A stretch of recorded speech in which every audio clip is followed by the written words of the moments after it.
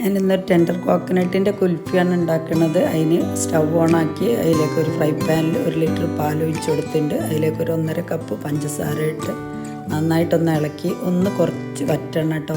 എന്നിട്ട് ഇതിലേക്ക് ഒരു ടെൻഡർ കോക്കനട്ടിൻ്റെ പൾപ്പ് അടിച്ചെടുത്തതാണ് അത് ഇതിലേക്ക് ഒഴിച്ചു കൊടുക്കുക. നന്നായിട്ടൊന്ന് ഇളക്കി കൊടുക്കുക. ലേശം വറ്റി വരുമ്പോൾ നമ്മൾ പിസ്തയും ബദാമും കൂടെ അടിച്ചത് ഇട്ട് കൊടുക്കുക. നന്നായിട്ടൊന്ന് ഇളക്കി കൊടുത്തിട്ട് സ്റ്റവ് ഓഫാക്കി വെക്കട്ടോ. അത് ആയിട്ടുണ്ട്. ഞാൻ സ്റ്റവ് ഓഫാക്കിയിട്ടുണ്ട്. നന്നായിട്ടൊന്ന് തണുത്തതിൻ്റെ ശേഷം നമുക്കൊരു കുൽഫിൻ്റെ മോൾഡിലേക്ക് ഒഴിച്ചു കൊടുക്കാം. ഞാനിത് കുൽഫിൻ്റെ മോൾഡിലേക്ക് ഒഴിച്ചിട്ടുണ്ട്. നമുക്കൊരു 5-8 മണിക്കൂർ ഫ്രീസറിൽ വെച്ച് സെറ്റാക്കി എടുക്കാം. കുൽഫി സെറ്റാക്കി എടുത്തിട്ടുണ്ട്.